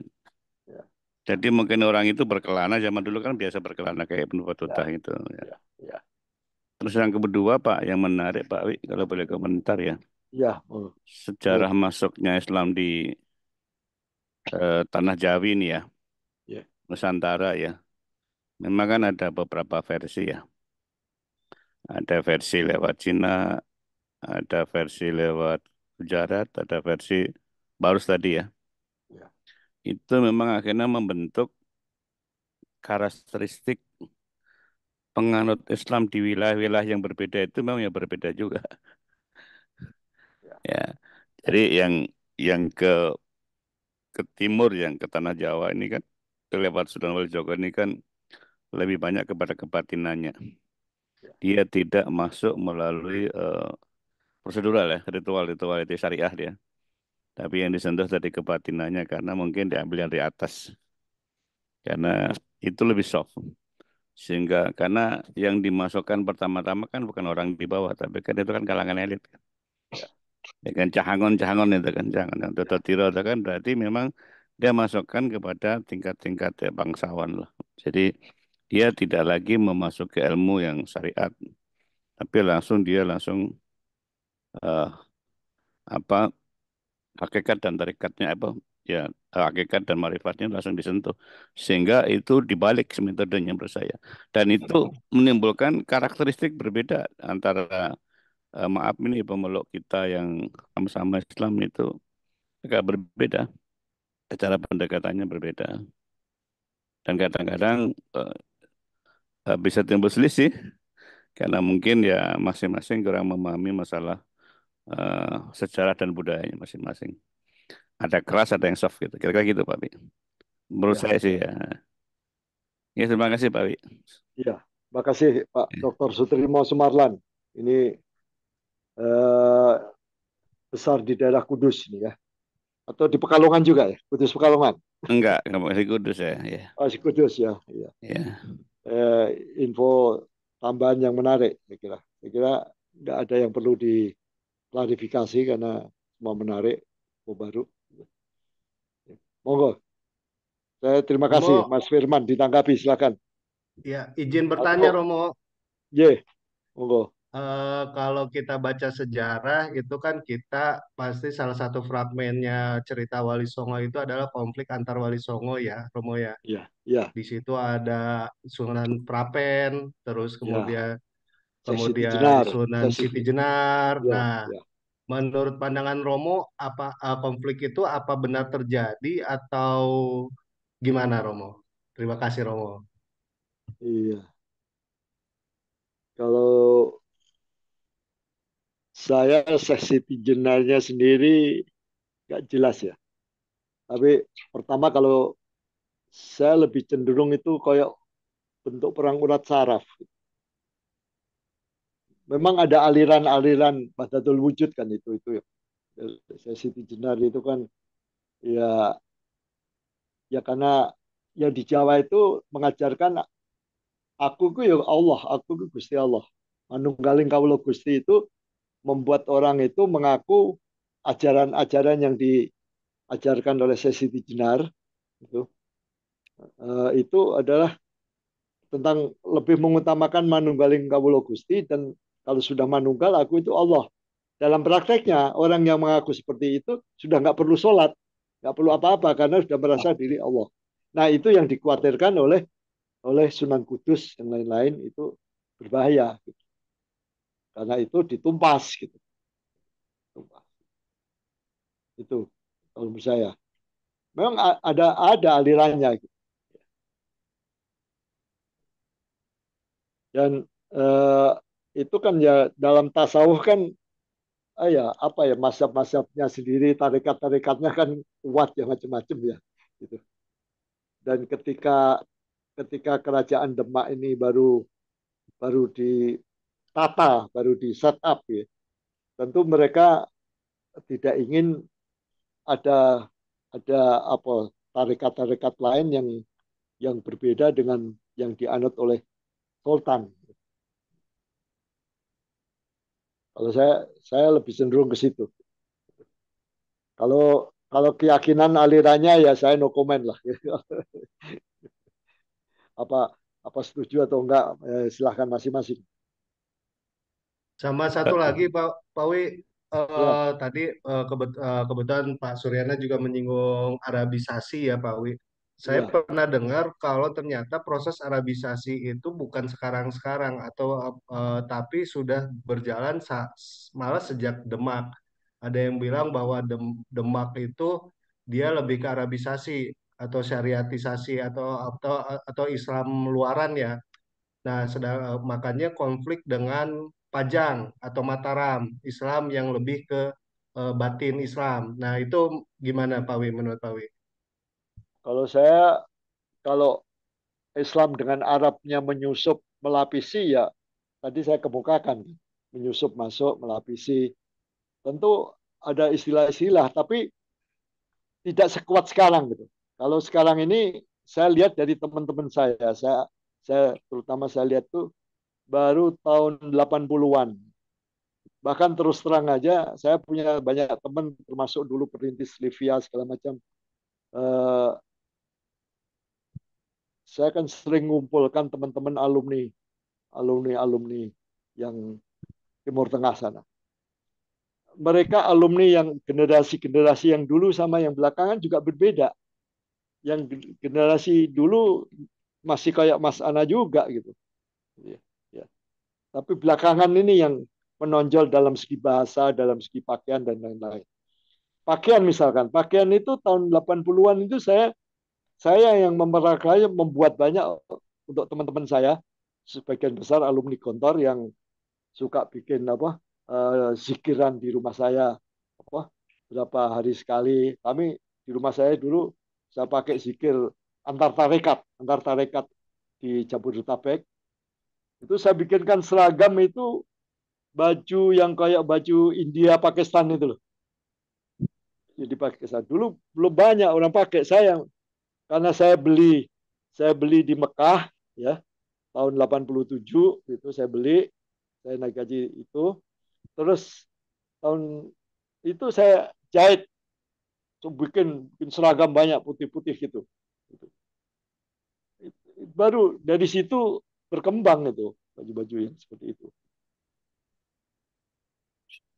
Jadi kalau kalau Arabisasi zaman Demak itu ya Arabisasi yang saya maksudkan menyusup dan membungkus selapis-selapis. Tapi dalam hal Islam ya budayanya kurang, nggak begitu.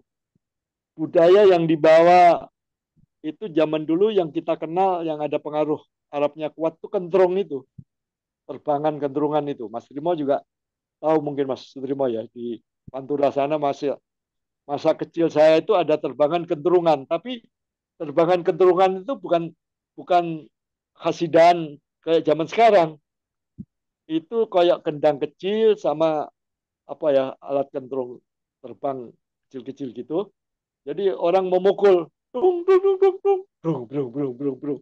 Terus kemudian orangnya bertutur cerita. Ceritanya itu ada dua versi. Cerita Jawa Raden Panji atau cerita Wong Agung Menak. Wong Agung Menak ini. Wong Agung Menak ini ya cerita Arab. Kita, kita, kita, gitu. Jadi zaman dulu ada itu saya SMP SMA di Kota Pati saya banyak punya kenalan orang Arab sampai sekarang pun yang keturunan Arab ada yang jadi Laksamana masih jadi sahabat saya itu umumnya sahabat-sahabat saya teman-teman saya yang keturunan Arab itu pedagang itu bukan berdakwah itu dagang mebel dagang apa gitu umumnya mereka di kota berdagang ya sholat Jumat ya ke masjid tapi tidak tidak mimpin pesantren nggak bikin pengajian yang bikin pengajian ya keluarga Kiai Sahal ya, orang-orang Jawa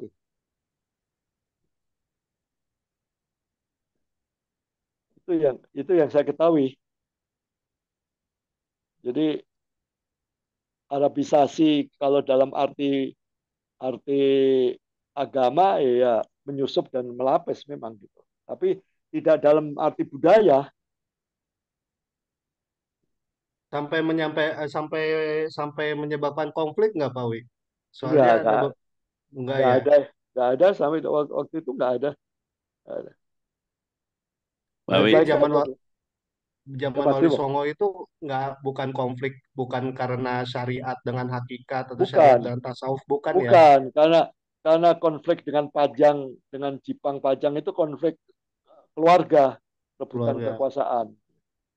Mhm. Keluarga terus pindah ke Joko Tingkir ke Pajang itu Sultan Hadiwijaya. Terus Sultan Hadiwijaya pecah lagi pindah ke Kota Gede, Mataram. Itu konflik perebutan kekuasaan aja. Iya. Kalau ini, Jadi ya kalau silakan Pak Yuyu. yang wali-wali itu, Wali Songo dengan yang dari Hadramaut itu nggak nyambung sebenarnya ya? Atau gimana? Kalau Kan Arabisasi itu kan dari Yaman itu Pak ya, maksudnya kan?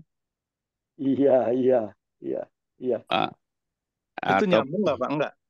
Ini Pak Pak, Trimo, Pak eh, Trimo, gimana? saya mau itu dulu Pak mengenai Habib itu ya.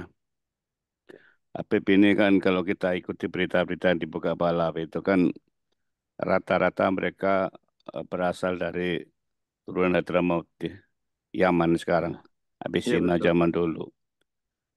Yaman ini kan pada waktu zaman Rasulullah sebelum hijrah ke Madinah, itu kan mengirim beberapa orang untuk hijrah ke sana ke Abisina. Nah, tapi waktu ya, itu Nabi kan masih muda. Nabi kan masih muda, belum baru ya. beberapa bulan lah jadi Nabi itu ya.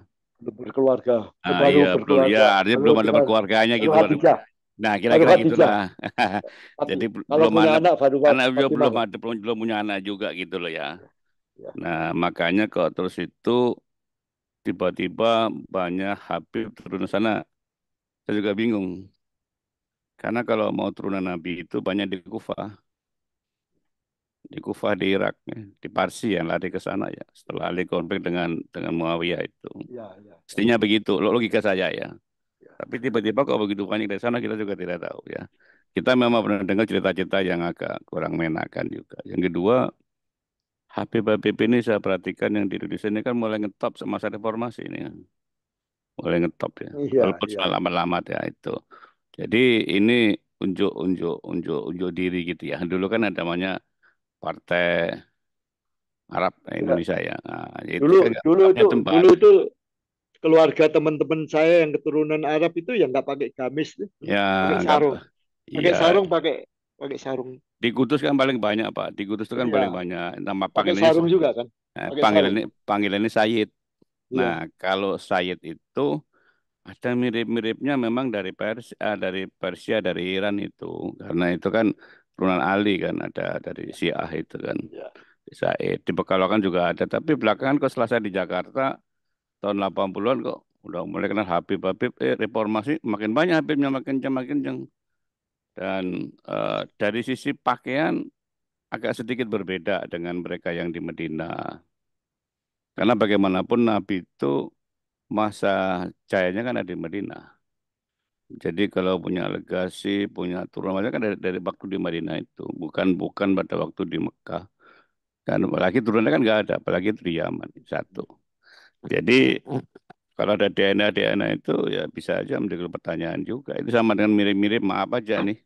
Itu kan Askenazi kan juga dipertanyakan juga kan dengan Yahudi itu kan ya. Yang Iya, kemudian iya, tadi kan disinggung Yahudi ya. Yahudi iya, itu kan anak anak Yakub ya yang 12 orang itu kan. Kan itu kan diberitakan ada 10 suku yang hilang itu kan.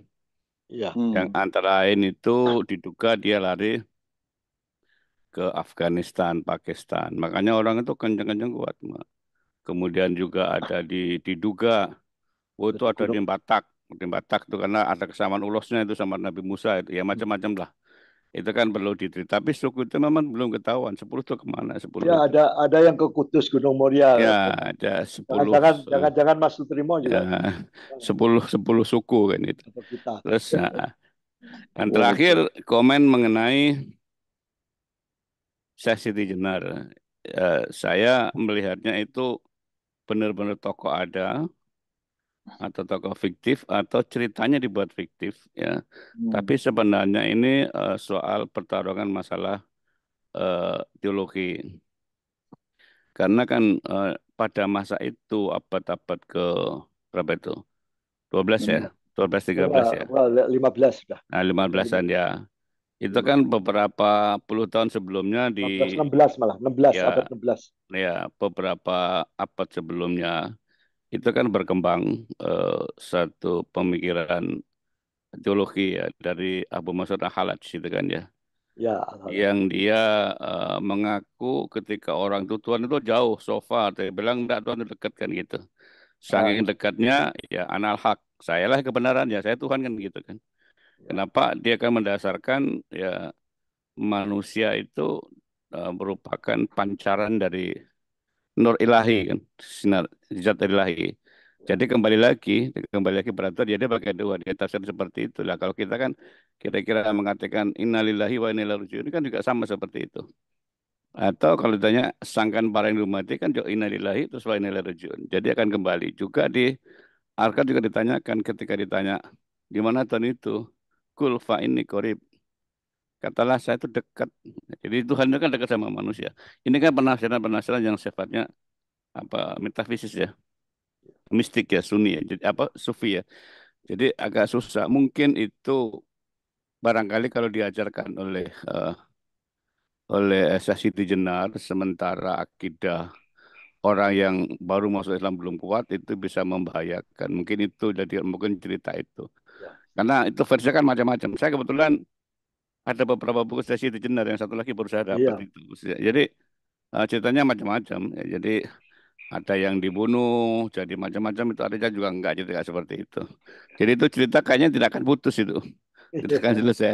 Karena itu ya memang ya antara legenda mitos. Tapi itu kan kalau itu kan semacam perdebatan ideologis ya ya bisa aja hidup. Cuman kalau orang di Jawa ini kan diwujudkan seperti cerita wayang itulah, kayak Jamus Kalimosodo dan seterusnya kayak gitu loh. Jadi caranya mungkin itu yang dipilih para wali karena mereka menyadari bahwa orang Jawa pada saat itu sudah menurut mereka kira-kira sudah memiliki peradaban berpikir yang tinggi sehingga tidak bisa dia diajari yang apa yang kasat mata mesti diajari yang tingkat tinggi dia jadi harus ilmunya ilmu tinggi seperti kayak misalnya apa Camus Kalimosodo Dewa Dewa Ruci itu kan kalau dia tidak punya pemahaman tentang ketuhanan yang dalam kan susah menangkap susah mengikuti. ya, Jadi mungkin mungkin seperti itu. Saya memahaminya sih, tapi ya apa enggak kita nggak tahu itu cerita masa lalu. Tapi semua buku mengungkap semua argumen-argumen bisa diterima dan tidak ada yang dianggap satu benar. Saya kira gitu Pak Wi. Terima kasih. ya. Setuju Mas. Oh Tadi iya. saya tadi juga mengatakan itu. Dan itu juga terjadi juga ya yang dialami juga Hamzah Fansuri kan yang Mas Ya, Surena pertama singgung. ya Pak Sidi kan begitu ya. Ya itu hampir sama. Abadnya hampir sama, abad Oh, 16 juga. satu lagi mengenai Arabisasi. Ini pada pertengahan 80-an ya. Itu kan di Jakarta itu kan banyak dibuka itu ya. Kursus-kursus bahasa Arab yang Ya, gratis dulu. Terus dapat beasiswa. Terus pada sekolah. Sekolah kan banyak ke Yaman itu katanya, sekolah Yaman. Terus yang pulang pada waktu 90-an, ya, pada waktu Pratul Saracen ke sana itu kan mulai terjadi apa pertarungan ideologi ya ya, antara orang-orang yang di sekolah dari Ikhwanul Muslimin di Hasan Albana dan Said Kutub yang dari Al-Azhar. ya, Kemudian Abdul Azam dia lari ke Jeddah jadi gurunya Osama. Itu kan terjadi suatu pengerasan Wahab itu ya. Sehingga pada waktu Mujahidin itu kan banyak dari Arab yang suka berlawanan.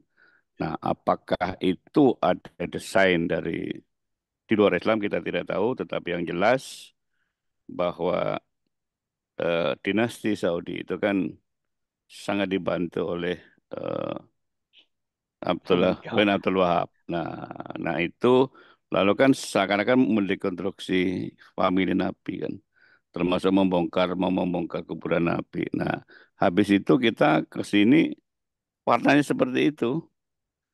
Warna seperti zaman dulu kan tidak pernah kita nyebut antum, akhi dan seterusnya nggak pernah ada. Lama-lama kita di akhir. Jadi sepertinya ini juga bisa merupakan satu upaya untuk kita dicabut dari akar budaya kita. Jadi cara berpakaian zaman dulu kan nggak pernah kita naik santri ya pakai peci gitu ya. Ya, ya, Kupluk kok sekarang tiba-tiba pakai putih, pakai baju gamis, saya juga bingung. ya, ya. Saya Itu 90-an pertengahan ya ya. 9 bulan. Jadi setelah Ya. kumpul kayak gitu, jadi identitinya sudah mulai dihilangkan. Jadi bahasa dihilangkan. Kawan dulu kalau Kiai Kita saya lihat, kita kita tanya aja Mas Suryana mm, di mm. pesantren Pabelan pakai apa? Sarung Nah, atau gamis, Mas Suryana? pakai pakai sarung Babe, Oh, biasa pakai pakai sarung. peci. sarung kan Ada ini yang ya. pakai sarung, Ya itu. sarung Tahun batik juga ta- ada. tahun berapa Pakai Mas? Tahun berapa Mas Sana?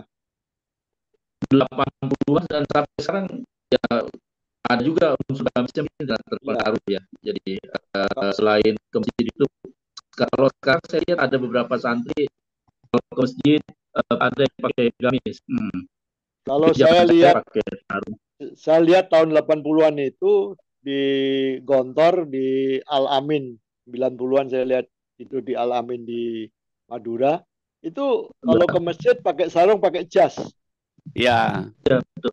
nggak pakai dasi. Enggak pakai dasi, pakai jas. Paling yang kiai utamanya pakai sorban model Palestina, model Syria. Ya, Itu terus, nah, tapi kok ke sini ya terus ibu-ibunya ya, ya pakai kudung saja, nggak pakai ya, dibungkus pakai burka gitu. ya kayak Ibu Kiai Hasan Basri, Bu Ali Yafi dulu-dulu tahun Semua ya. 90-an ya pakai kerudung juga.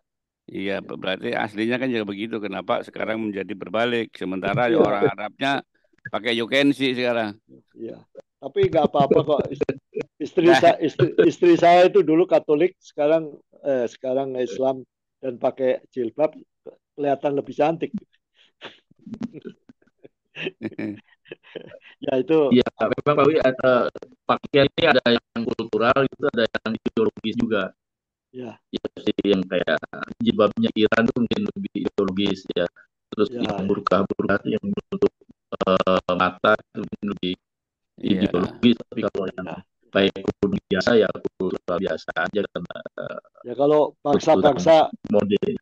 beberapa bangsa yang pakai jilbab kan juga non-Islam juga ada kan di Eropa. Lah Yahudi pakai gitu kan. Yahudi Iya, Ortodok kan pakai gitu juga. iya, Jadi susah itu, Pak.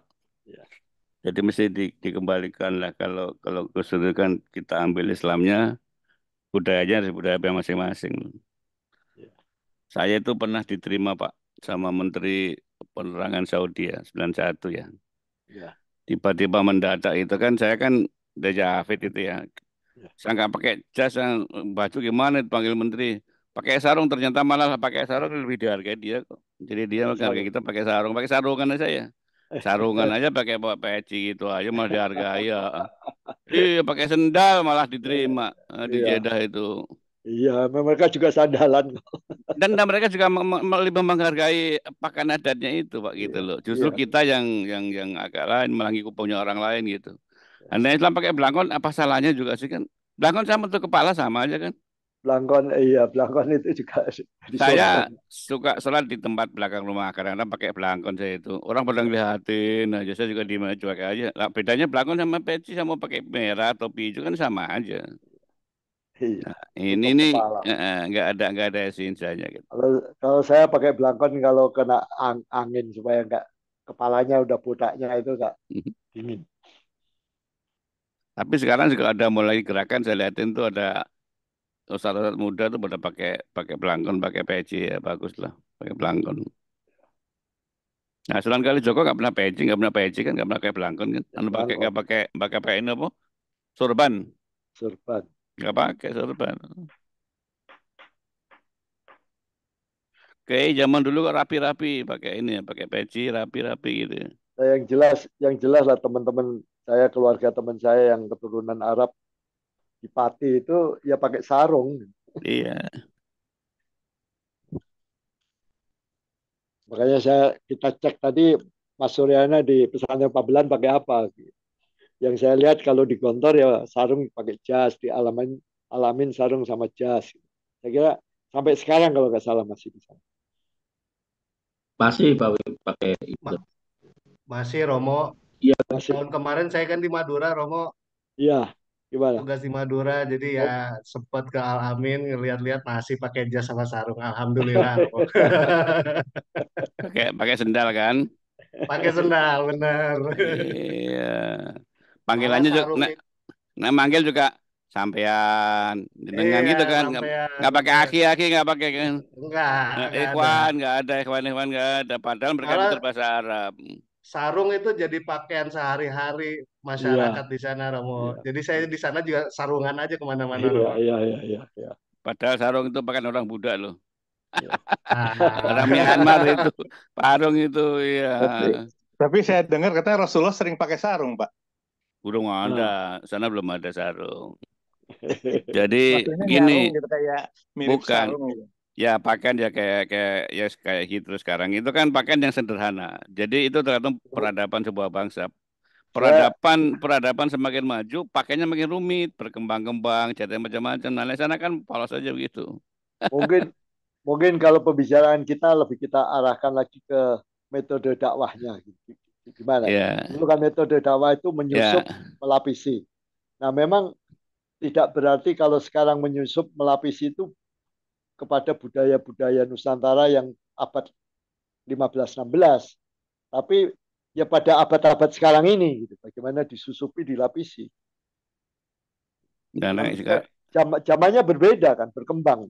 ya, Teknologinya ya, juga luar biasa. ya Maju-maju. sekarang Mbak Wi, budayanya udah kontemporer.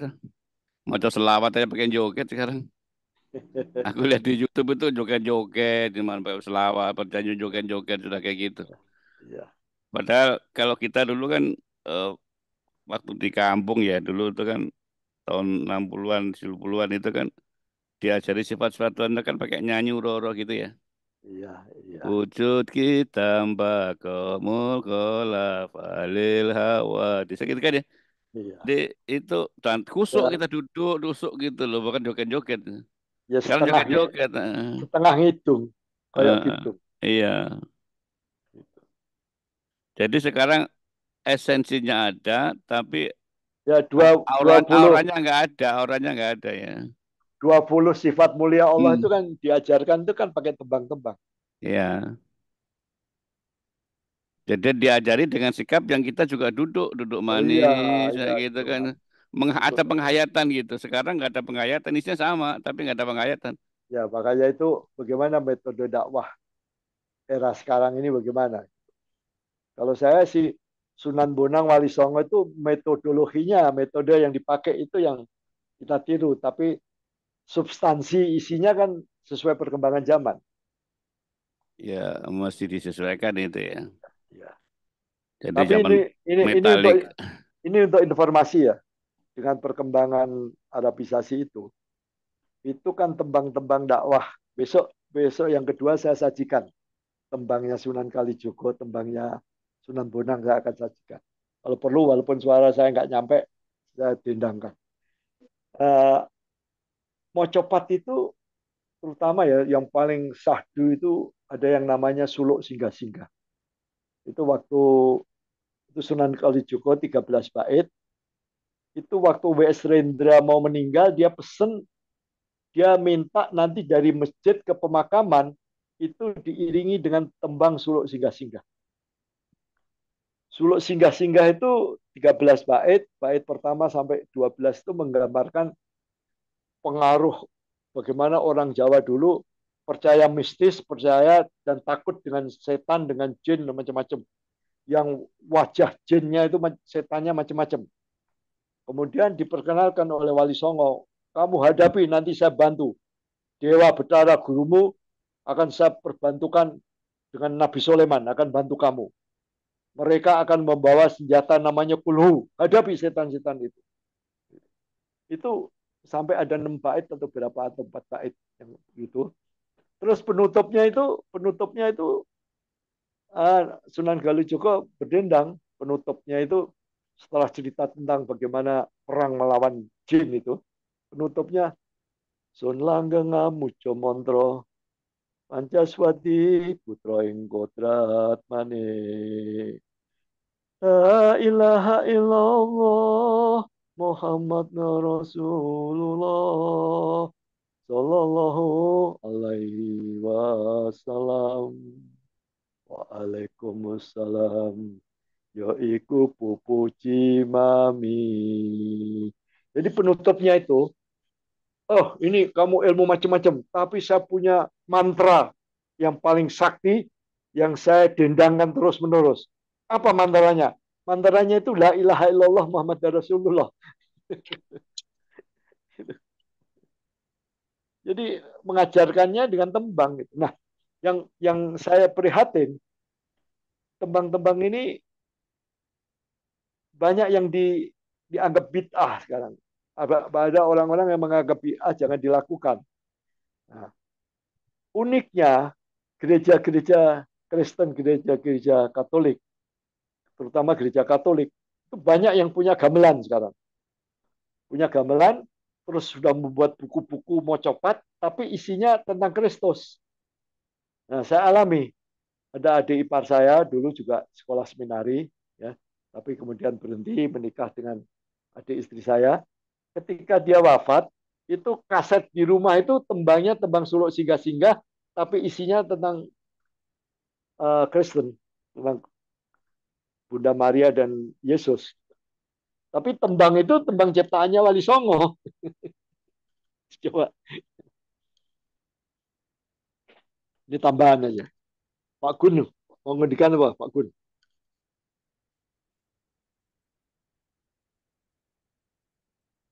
Mau yang lain?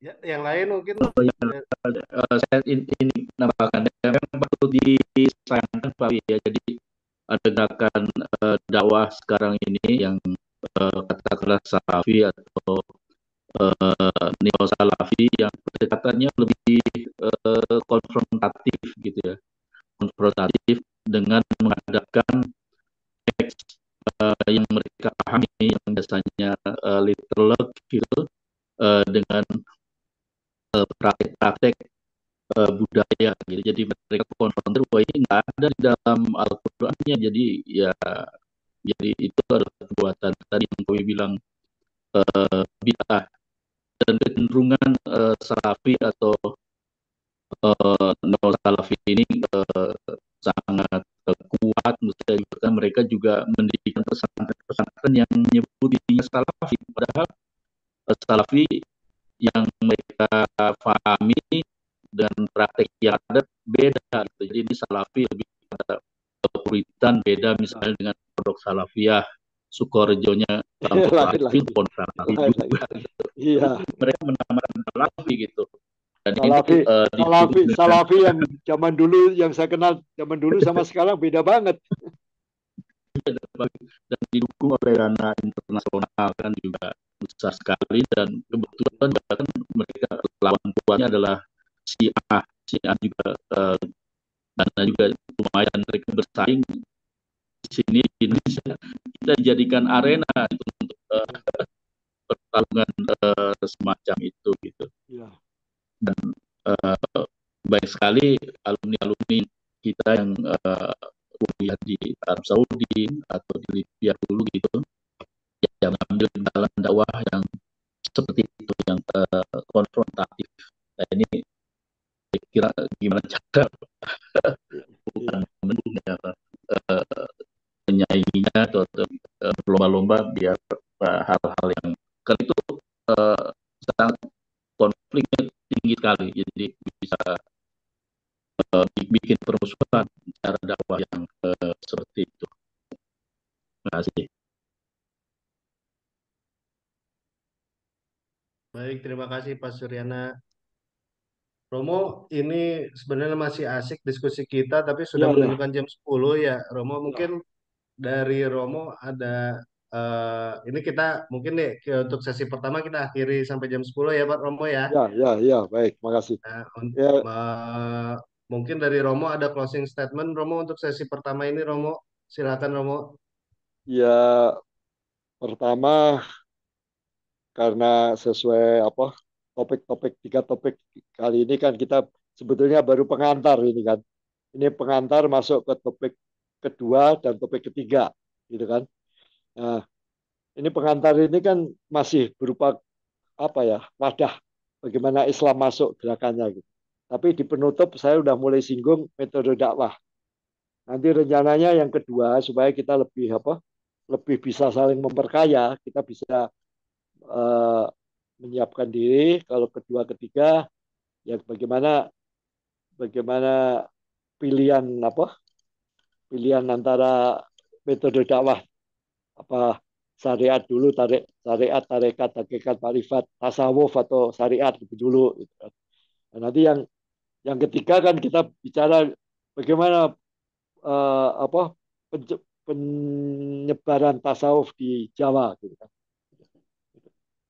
Saya kira itu aja. Saya nggak inilah aja yang tadi juga saya sampaikan dari pertama ini bagaimana kita bisa bisa mengambil apa ya esensi api dari cara berdakwah ulama-ulama kita terdahulu. Sebab kalau kita lihat dari abad 10, dari abad 7 sampai 10 Islam itu udah masuk tapi berupa koloni-koloni apa? Koloni-koloni pedagang kecil. Kemudian 10 sampai 13, 14 mulai besar. Tapi tetap dari 10 ke 15 itu masih juga belum belum signifikan. Betul-betul Islam di Jawa dan di Indonesia Timur dan juga di Samudra Pasai. Itu kan setelah abad ke-13, terutama abad 15-16. Itu kepesatannya luar biasa. Nah, kalau di Jawa yang saya ikuti dari cerita tutur Bapak dan lain-lain, yaitu melalui dengan metode dakwah yang menyusup dan melapisi tadi. Itu aja yang dan metode itulah yang menurut saya kita perlu apa? Kita perlu apa? Perlu kaji lebih mendalam uh, untuk menyikapi keadaan di masa depan. Apalagi di masa depan ini kita itu sudah sudah di tengah perang asimetris. Perang asimetris itu memang perang yang menggempur terutama tiga pilar negara bangsa, yaitu satu peradaban, kedua ekonomi, ketiga sistem tata pemerintahan. Peradaban itu saya usulkan ya kalau bisa kita bahas bukan hanya sekedar beragama, tapi bagaimana mengamalkan agama, membumikan agama dalam kehidupan sehari-hari. Istilahnya buku yang di ini Mas Ana pesan Kiai Ali Yafi bagaimana membumikan pesan langit. Pesan langit itu betul-betul dihafalkan, diamalkan gitu. Bagaimana mengamalkannya ini. Itu harapan saya. Mudah-mudahan kita bisa bisa ketemu dan saling mengisi lebih jauh. Eh, yang paling penting sebenarnya kita ini kalau Zoom itu kan saling mengisi ya, saling memperkaya pengalaman pengetahuan. Terima kasih Bung Firman, saudara-saudara sekalian. Terima kasih sudah bersama-sama malam ini. Wabillahi taufiq wal hidayah. Wassalamualaikum warahmatullahi wabarakatuh. Waalaikumsalam Waalaikumsalam. warahmatullahi wabarakatuh. Terima kasih Romo. Terima kasih. Terima kasih juga Bapak Ibu sekalian. Insya Allah kita berjumpa lagi di Jumat malam di minggu depan. Itu sesuai dengan yang tadi Romo sampaikan, kita akan membahas materi kedua kita itu tentang metode dakwah Wali Songo, itu akulturasi budaya sebagai metode dakwah Wali Songo. Mudah-mudahan nanti sharingnya bisa lebih dalam lagi dan kita bisa bertukar informasi lebih banyak lagi. Oh iya, ini tadi buku yang Sabak nih. Siap, siap. tapi tapi substansinya saya kurang kurang menemukan. Ya. Baik, Romo. Sekali lagi terima kasih, Romo. Mudah-mudahan Terima kita kasih. bisa berjumpa lagi di Jumat malam dan kepada Bapak Ibu semua juga terima kasih. Insya Allah kita berjumpa lagi di hari Jumat di waktu yang sama. Akhir kata saya ucapkan wabillahi taufik wal hidayah. Wassalamualaikum warahmatullahi wabarakatuh. Salam. Terima kasih semuanya. Terima kasih, Waalaikumsalam terima kasih warahmatullahi Romo, Salam. terima kasih wabarakatuh. semua. Terima kasih Romo. Ya, terima Salam. kasih. Terima kasih. Assalamualaikum. Terima kasih Pak Wi. Waalaikumsalam. Salam.